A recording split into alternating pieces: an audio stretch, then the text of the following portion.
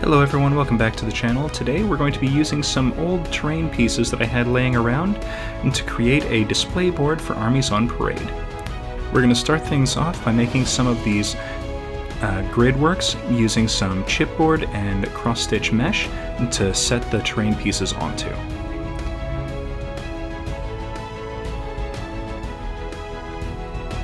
So the idea I had was to lay down a foundation piece, which was just a 3x3 grid that was solid, lay down some strips to hold the cross-stitch mesh in place, and then put wider strips on top of that to hold everything in place.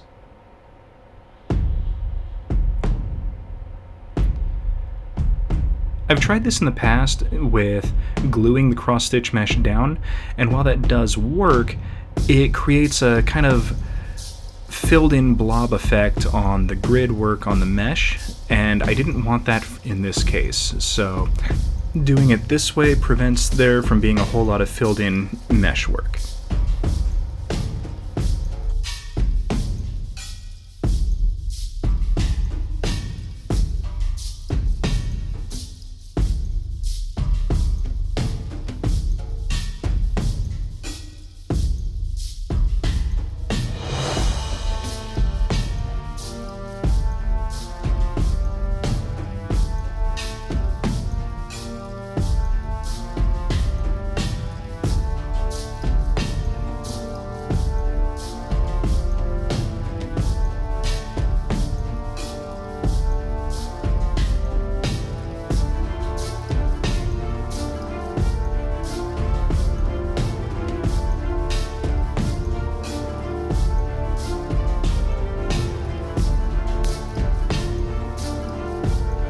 Once we have 3 of those, we can go ahead and start plotting out how we're going to lay the terrain pieces onto them.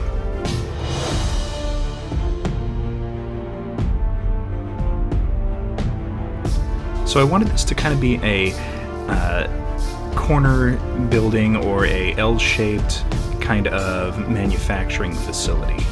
So we've got 2 large pieces of terrain and a couple of small pieces. So using those, I was able to kind of create this shape. So now to glue everything down, I'm just doing a little bit of hot glue on the inside, and then once that takes hold and the floor panel isn't going to come loose, I flip it over and do some more serious hot glue on the bottom, just to kind of make sure everything stays in place.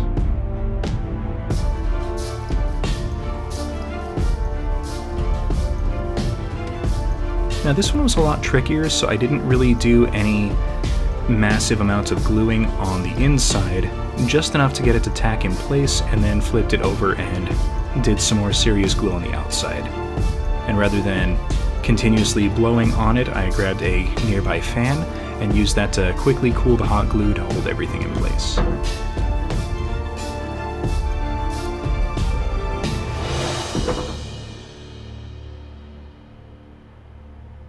Now to make sure everything kind of fit nicely on the board, I had to do kind of a half overhang with the pieces of the terrain glued onto the baseboard. Otherwise, they would have eaten up a lot more space and not really kind of lined up the way I wanted them to.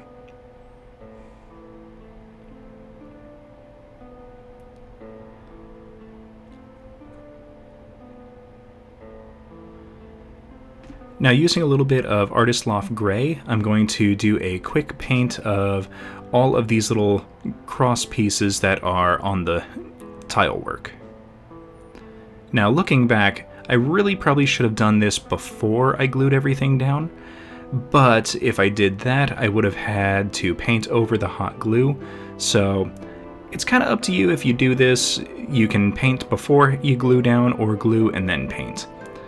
In all honesty, if you're painting underneath something like I'm doing here, I would just recommend painting and then gluing.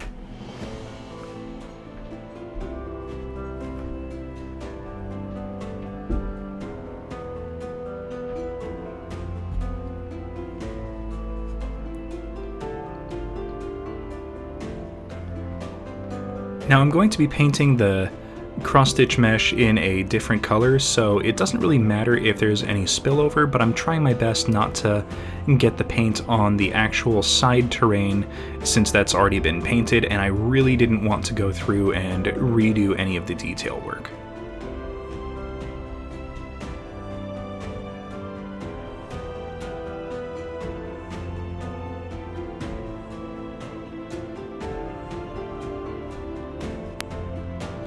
Now using some Mars Black, I'm painting over all of the cross-stitch mesh.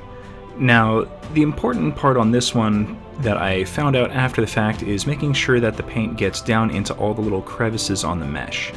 So looking back, if I ever had to do this again, I would probably paint the base layer before I put any of the cross-stitch mesh on. That way I wouldn't have to paint through all of the little holes. But the effect is still kind of nice, and I don't mind having to do this because I can ignore certain areas that you're not really going to see when looking at the terrain piece.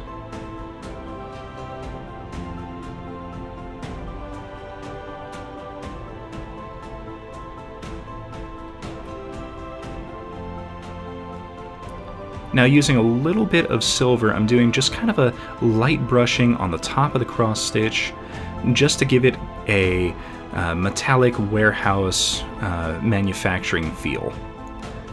Now I'm not going super heavy and I'm not really trying to go light, I'm aiming for just a little bit of a medium layer of paint. If some of the squares are a little less painted, then that's perfectly fine. Going back to the gray, we're going to do a little bit of touch-up work on all of these cross beams for the floor sections. It's not that I don't mind there being all this little paint spillover, but I really wanted the paneling to kind of stand out, and I found that by repainting the cross beams here, it let the mesh stand out on its own and just kind of be highlighted by the cross beams.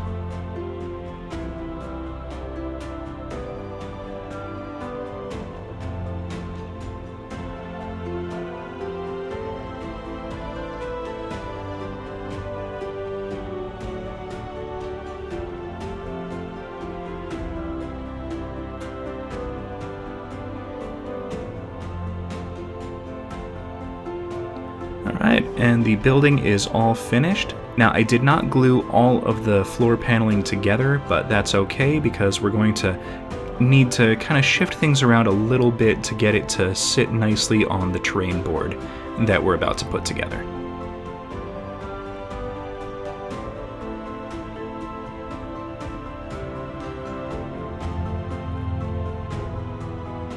Alright, so I had some of these Imperial trench lines that I wanted to incorporate into the build. So I took two pieces of foam and cut out a section where one of the trenches was going to fit in.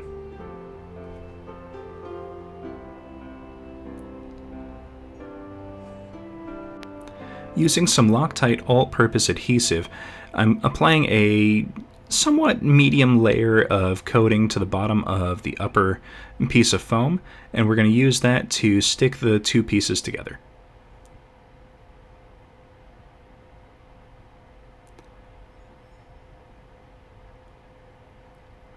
Now, because most terrain boards at Armies on Parade are 2 foot by 2 foot, I made these two little sections to utilize the rest of the Imperial trench line.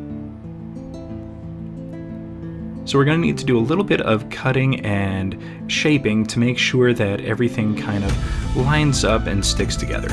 But when the parade is over, I want this to fit on my shelf, so I made it modular so that the trench lines could line up, and all I would have to do is leave the one small section out, and it would still fit nicely to display my army on my shelf when the event is over.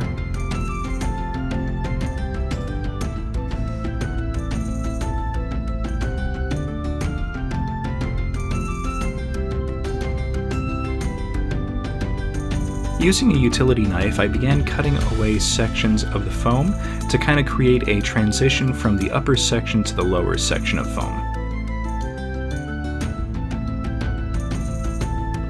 This was a lot harder than I thought because the foam was denser than I originally anticipated, and I figured out that taking shallow cuts and then slowly transitioning to the deeper layers was the way to go. Especially here at the front of the building, where I needed a kind of steep slope to get down to the trench line.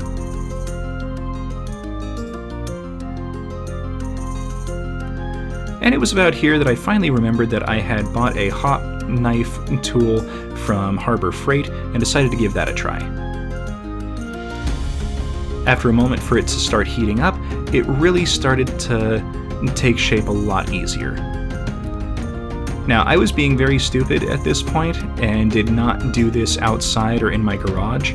I really recommend doing this in a well-ventilated area. It creates a lot more smoke than you'd realize, and it is not good to breathe in. Woke up the next morning with a massive headache.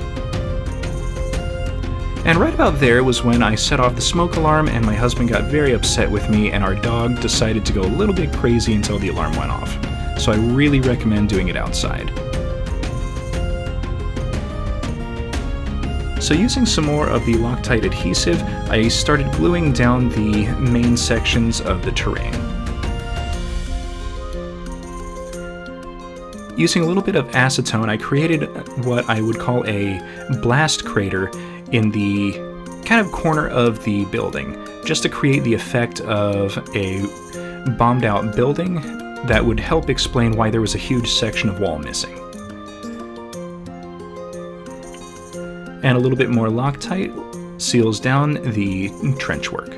And I think that's going to be all for today, guys. Please tune in next week, where we will continue this build, doing a little bit more on the terrain shaping, as well as begin applying flocking and painting.